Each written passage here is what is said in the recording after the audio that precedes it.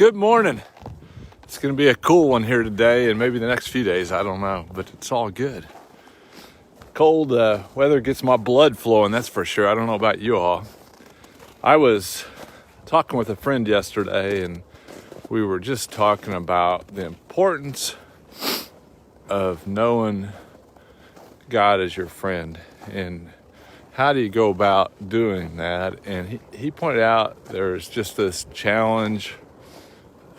It's often described as that 12 inches from your head to your heart, or there's this challenge having grown up in the system called the church rather than in the real church, the body of Christ, to take information you've been given and to flip that switch so it's practically useful. That's kind of what we were talking about.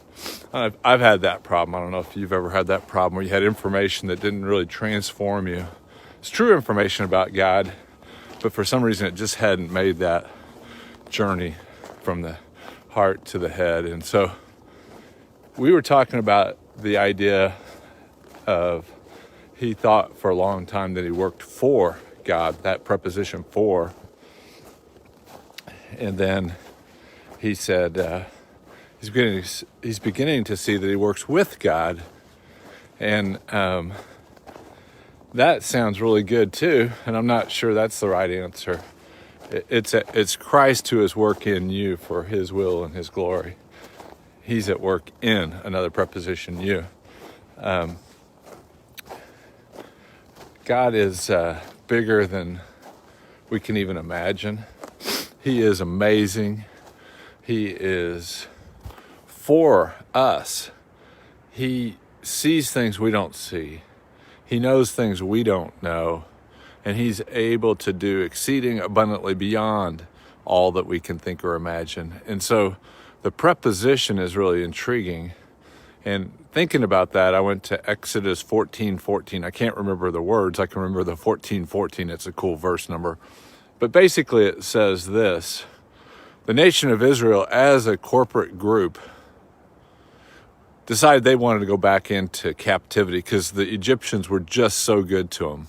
That's what they were saying to Moses. Poor Moses. He's like, really? You mean those bricks we were making out of straw and how they whipped us and beat us so we make more of those every day? That was how good they were to us? And the corporate group, the masses, wanted to go back there. And Moses, the leader, was saying, please, let's not do that.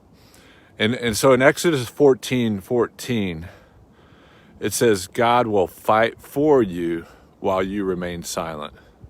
So there is that preposition for. So it's not me working for God. It's not really me working with God.